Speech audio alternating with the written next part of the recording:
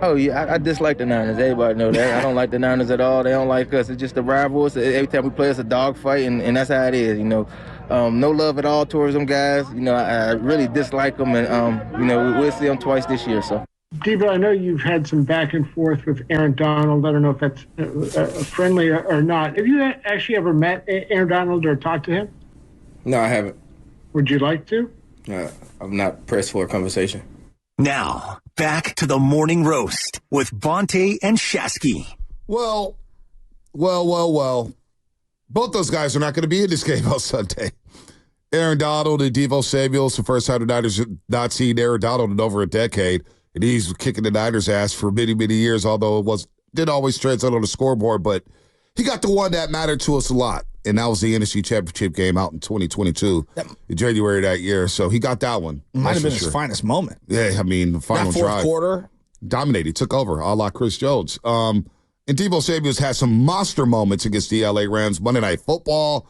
I mean, he's dominated the Rams. Hell, he kept the Niners in that game in the NFC Championship game with a nice little gun run, and he scored 4 touchdowns. So they're going to be missing some juice here. No Aaron Donald on one sideline. I wonder if he's going to come back if the Rams get back in it. And there's no Devo Samuel on the other side for the 49ers, as he's going to be out for a couple weeks, maybe a few weeks with the calf strain. So no Devo, no Aaron Donald, and now it's Brock Purdy and friends. And Brock Purdy may have to go about his business without George Kittle, Chris McCaffrey, and Devo Samuel. We know those two, the latter two, are out, C-Mac and Devo Samuel. But George Kittle on the pitch did not practice yesterday due to hamstring tightness. So a lot of people, as you just said, Joe, and it's kind of a conversation we had in training camp. Like, well, if Ayuk gets traded, well, let's see what Brock looks like without Brendan Ayuk. And, I kind of backed up off of that. I was like, I want Brock to have all these weapons. You need weapons to play in this game. You need all the weapons. But I do think there's a lot of people out there, Niner fans, because you got to make a decision after the season how much you're going to pay them, 60, 50, 40 million. It's something that's going to be talked about all season long.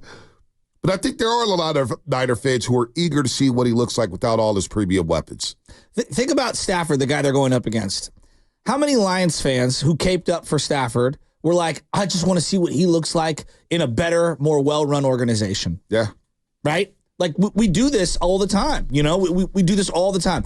And I was thinking, like, I used to defend Steve Young all the time, right? And I remember hearing some of other people that would, like, bash Montana when Montana was leaving and he's going to the Chiefs. Well, we'll see what he looks like when he's away from Bill Walsh and Holmgren. We'll see what he looks like when he's not throwing it to Jerry Rice and playing with this team. And he goes to Marty Schottenheimer's team and he's throwing to like Willie Davis, okay, who no one will remember, right? No, he was handing off to Marcus Allen, but Marcus, similar to Joe, like felt like a vagabond, like he was an afterthought because of what had happened with him and the Raiders. And he's handing off to Kimball Anders.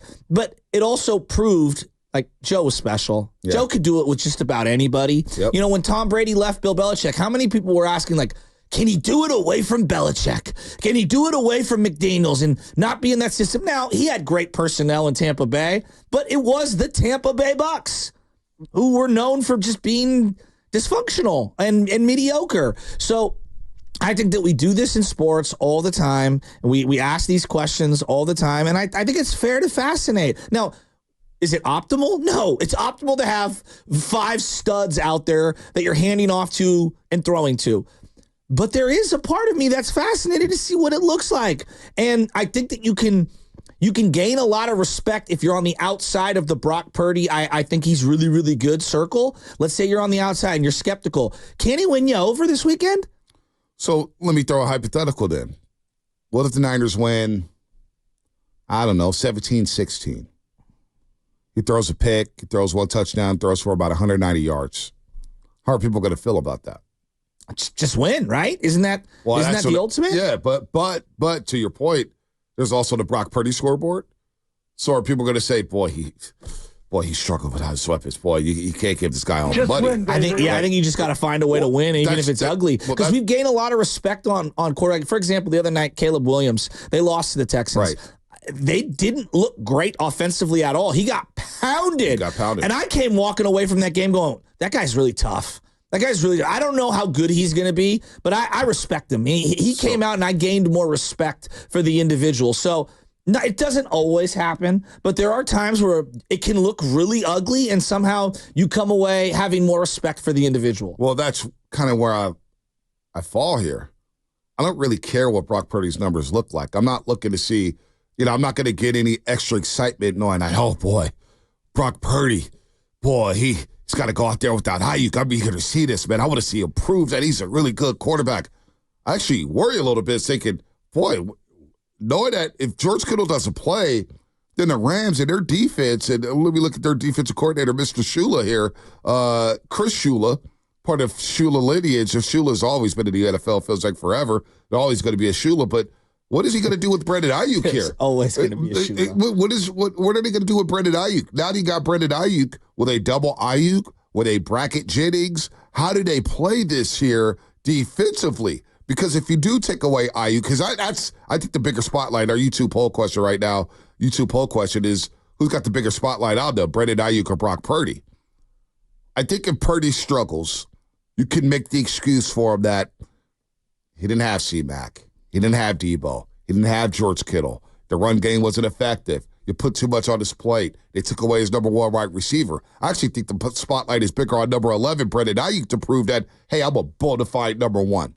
I know the game plan's coming towards me. I know they're shadowing me. I know they're going to bracket me. They're going to press me. They're going to have somebody over the top, blah, blah, blah. I got to go out there and ball out and go get over 100 yards. I almost think the spotlight's bigger on Brandon Ayuk because of the way this past summer played out for Brandon Ayuk and with the fan base, with the 49ers, and the way he has started slow in the first 2 weeks, which we all anticipated anyway due to the hold-in. So Brock, I think there will be a built-in excuse from a lot of people if he does struggle statistically in a win. That's a fair counter. I just always come back to the quarterback gets the most heat just in general.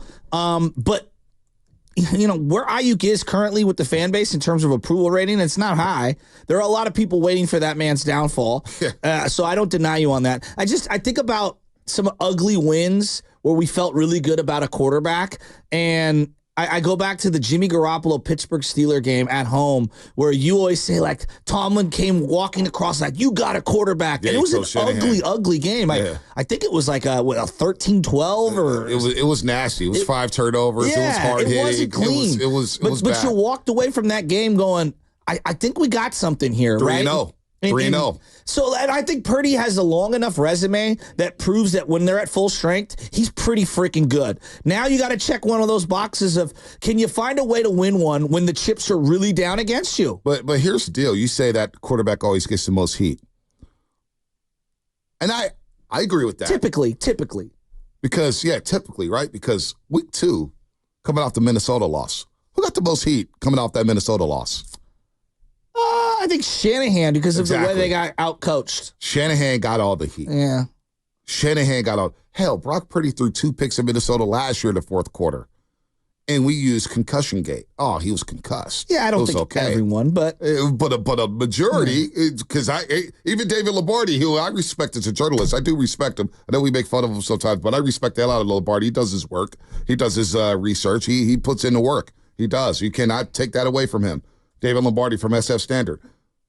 But he even was coming at me. It's like, well, context matters, and he had a concussion. So, you're out. And even there, the Cincinnati game, the next week, I don't think Brock got a lot of heat. He was playing with a concussion. The Cleveland game, we went to Jake Moody. We went to other guys. So I don't know here with Brock Purdy if he's faced that same heat as other quarterbacks around the league. Even coming off the Super Bowl. No, but we looked at he's Shanahan and Wilkes. No, I agree with the point in that he doesn't get as much heat as, like, for example, like when Lamar Jackson loses, Lamar Jackson gets crushed. But Lamar's also making $180 million. There's no doubt. Like, I look at Dak Prescott. When Dak was making $500,000 or whatever it was when he was a 4th rounder, I don't think he got even close to the criticism that he's gotten since signing the first contract, the big contract, and then the second one, right? And so I think the spotlight grows and grows and grows. The longer you play, the more money you make.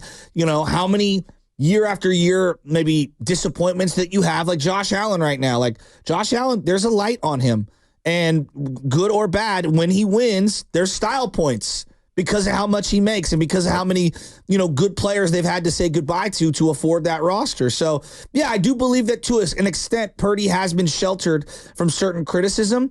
But you know how this fan base works, and you know how that position works. Well, right now, I would say, I think this Sunday, Brandon Ayuk has maybe a slightly bigger spotlight on him without all these weapons. Like if Jawan Jennings outsides Brandon Ayuk and they win, well, people are going to be like, we overpaid Brandon Ayuk. We should have just traded him. That's what people are going to say. You know that. I know think that's a what's gonna work. season-long convo, but I get what you're saying. But then we do this week to week. I agree. We should let the season play out, Yeah. but we know how it works in the Yeah, I know. NFL. We don't let that happen at all. All right, what's coming up in the game brought to you by Fremont Bank Celebrity.